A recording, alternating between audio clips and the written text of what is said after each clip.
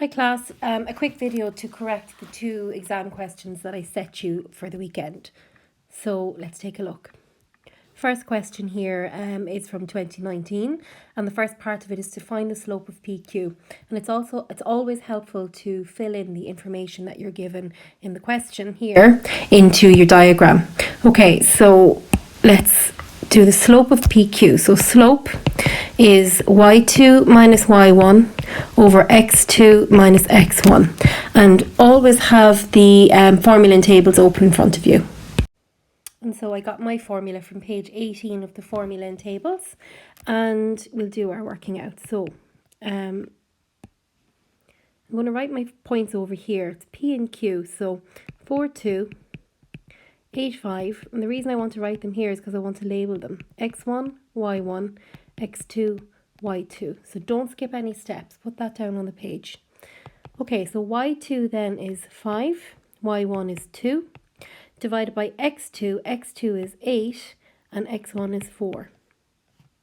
So my answer is 5 minus 2 is 3, 8 minus 4 is 4, and my answer is 3/4. And it's a positive slope, and that seems to make sense because I can see here that this slope is increasing, it's rising. So positive slope is correct. Okay, so part B then is find the equation of this line PQ. So I already found out that the slope is 3/4, and I also know a point on the line. I know 2 points on the line, so I'll take 4, 2. Okay, and all you need then is to know 2 points on the line. 1 point and the slope in order to find the equation of the line. So this is our equation of the line that we're using, okay? When you know a point and you know the slope, you can get the equation of the line using y minus y1 is m times x minus x1. And always write down your formula.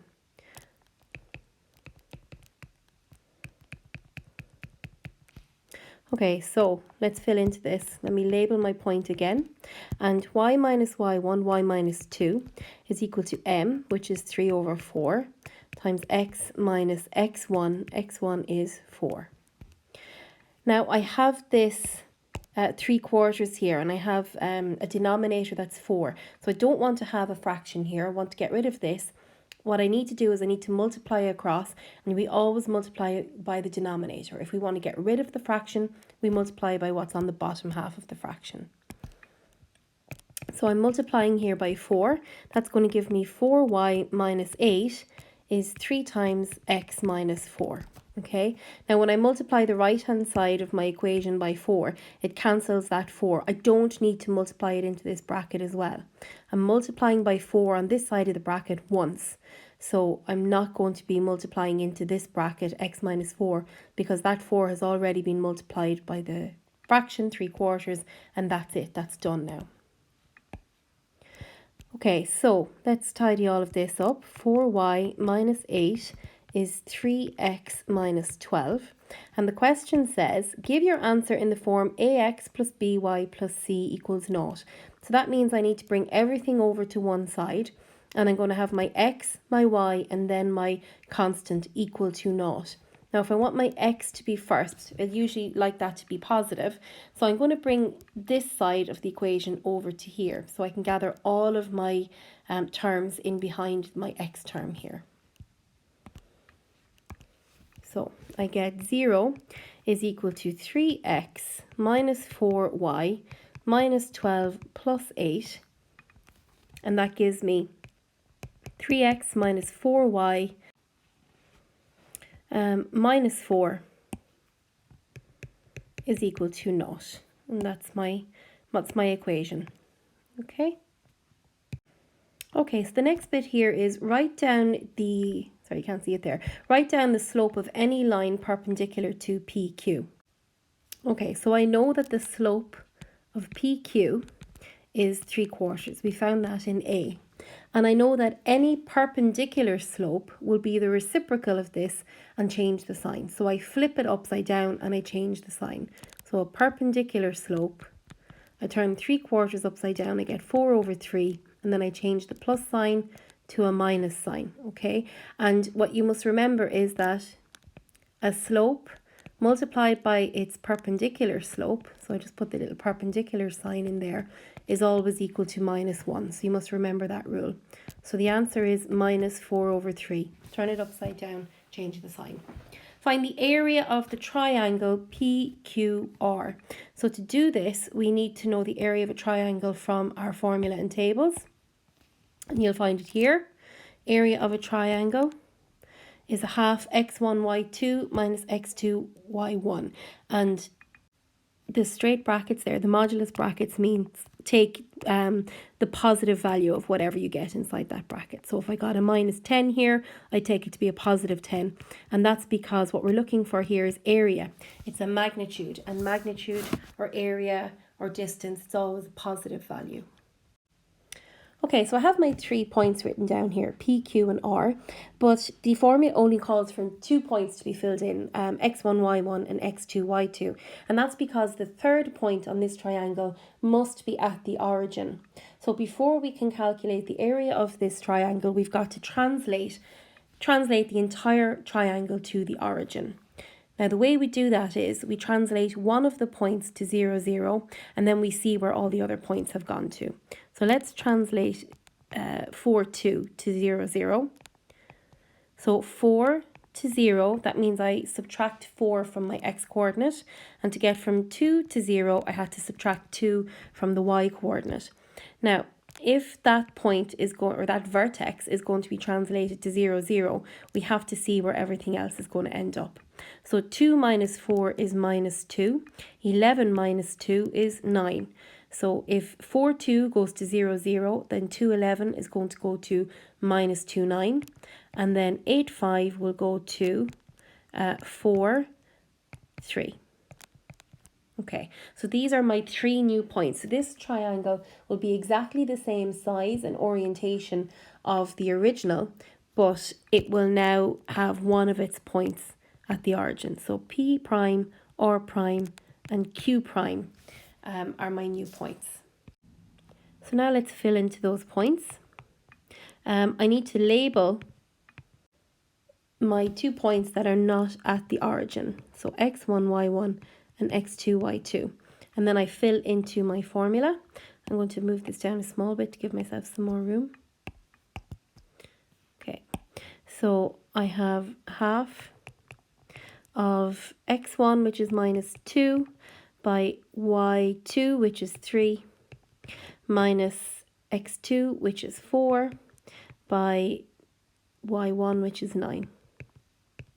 So I get half of -6 minus 36. That gives me a half of the absolute value of -42. And that absolute value, those straight brackets mean I need to take the positive value of what's inside that bracket. So I'm going to take half of plus 42. That gives me 21 square units. So that's the area. Don't forget your units.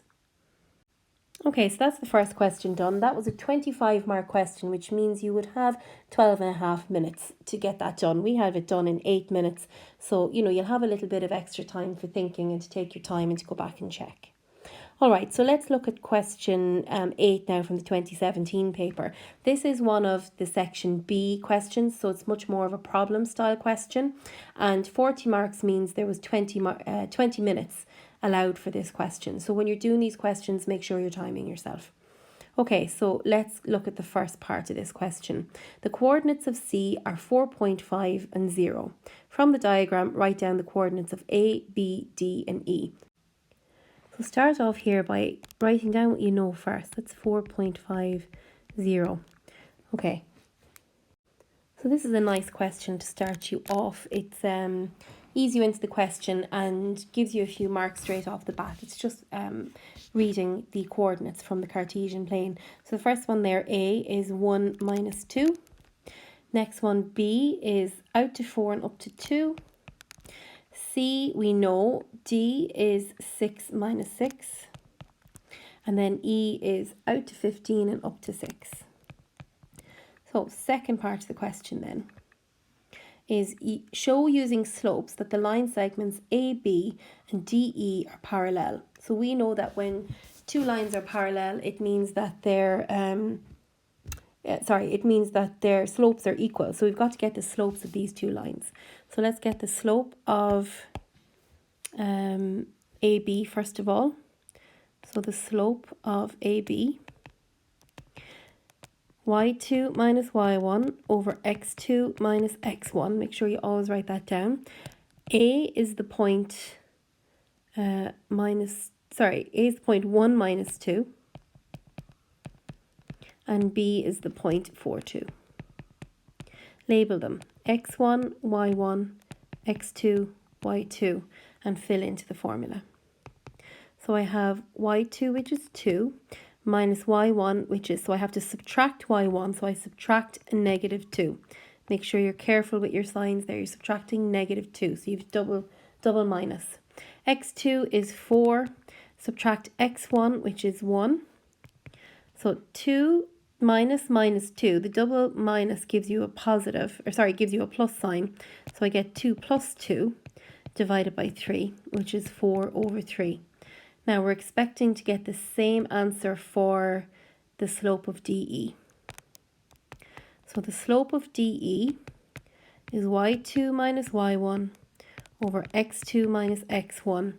And I need to write down my points. D is 6 minus 6. And E is 15, 6. So we'll fill into our formula here. So y2, of course I need to label these x1, y1, x2 and y2. So y2 is 6, take away y1, which is minus 6. So it's 6, take away negative 6. So we have a double minus again here. And the second one then is 15 minus 6. So I end up with 6 plus 6, which is 12, divided by 15 minus 6, which is 9. And if you simplify this fraction, 3 goes into 12 4 times, 3 goes into 9 3 times, and I get 4 over 3. So I have the same slope for both lines. Now you have to sum this up with a final sentence here. So AB and DE, these square brackets around AB and DE show that they are line segments as opposed to lines which can continue on forever in both directions. Line segments are closed on both ends, so you have a closed bracket either side of your notation here. AB and DE are parallel because they have equal slopes.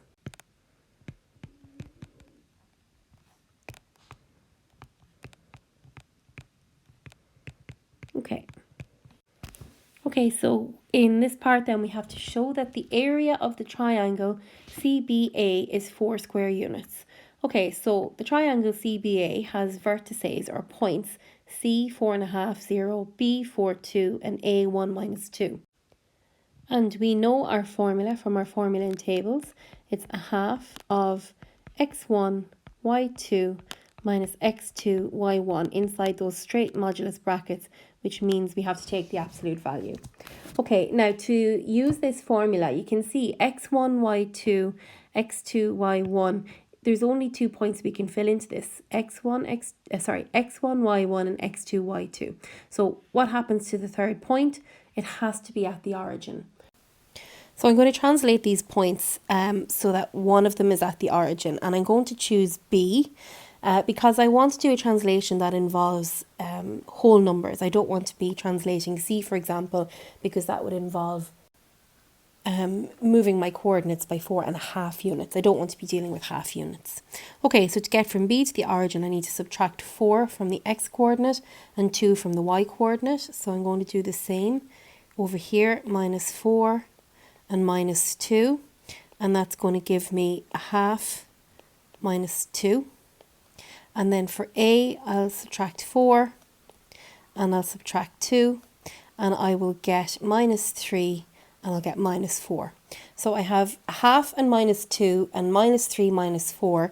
They're going to become my x1 and my y1 and my x2 and my y2. And now I can go ahead and fill into my area formula. Okay, so the area of the triangle is a half of x1, which is a half, times y2, which is minus 4, minus x2, which is minus 3, times y1, which is minus 2. And I get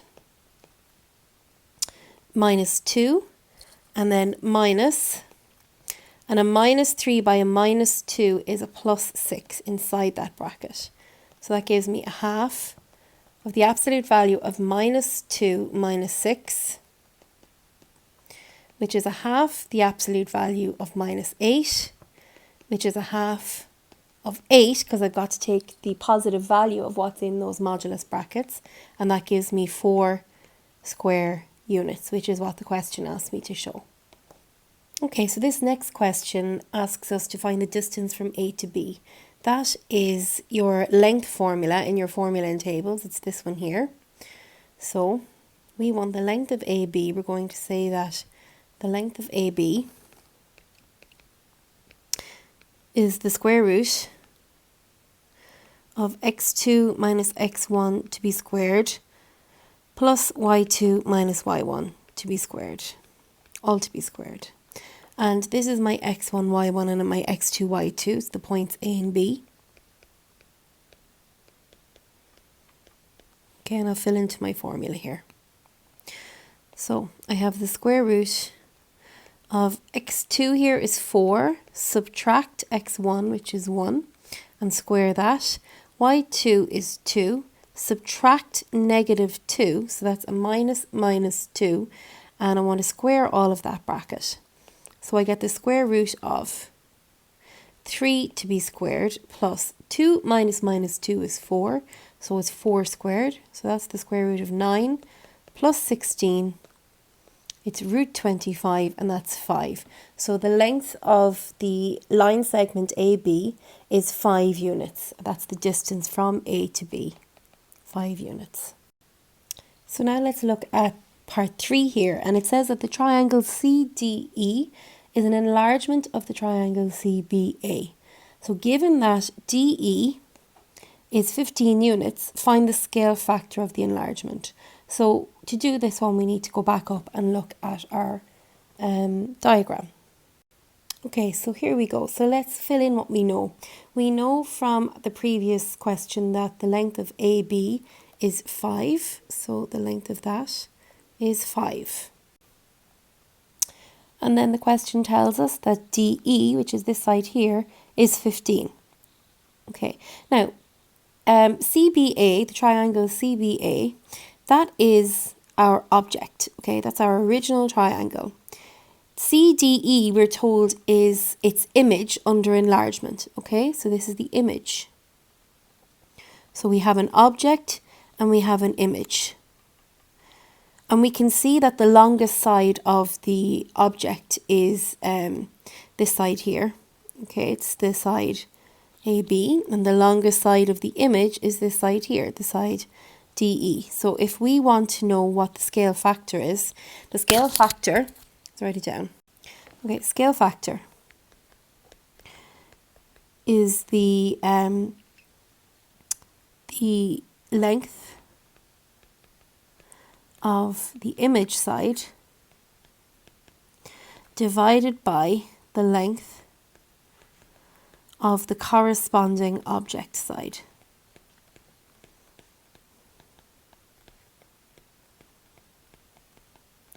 Okay, so here the image side is 15.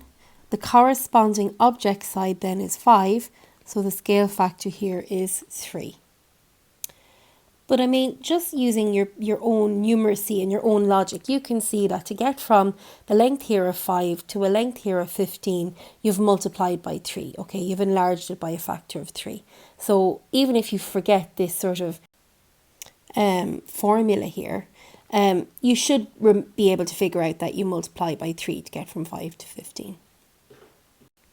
Okay, so our answer then is the scale factor is 3. All right, and we got that by taking the length of DE and dividing it by the length of AB. It was 15 over 5, which was 3. So if our scale factor is 3, we can use that now to find the area of the triangle CDE. So remember up here, let's scroll back up and find it. We found that the area of our triangle CBA was 4 square units. Okay, let me just highlight that there. Okay, 4 square units was my area of my smaller triangle, which was my object. So the enlarged triangle, we need to find the area of that. And we know that each side of that triangle is 3 times longer than the original triangle CBA. So we know that for the original triangle was 4 square units, and that was half the base by the height. That's the formula for the triangle. Our new triangle, its area is going to be a half multiplied by the base multiplied by the height of the original triangle, but each of the sides have been enlarged by a factor of 3. So now it's half times 3 times the base and 3 times the height. So each of those sides have been scaled up by a factor of 3. I can factor out now, can rearrange the order in which I have written these. So it's 3 multiplied by 3 multiplied by a half by the base by the height. And remember, this half the base by the height is the 4 square units of the original triangle. And I have to multiply that not by 3 once, but by 3 twice, because of the fact that each side is scaled up by 3. So 3 by 3 is 9, multiplied by 4, which is the original area, and I get a new area of 36 square units. Okay, so my new triangle is actually 9 times bigger than my original triangle. Okay, so that is it for this question. This question, as I said at the start, should take 20 minutes to do. We've done it in around 14 minutes. Okay, so just watch your timing when you're doing these questions and practice your time management for your exam. Okay, thanks folks.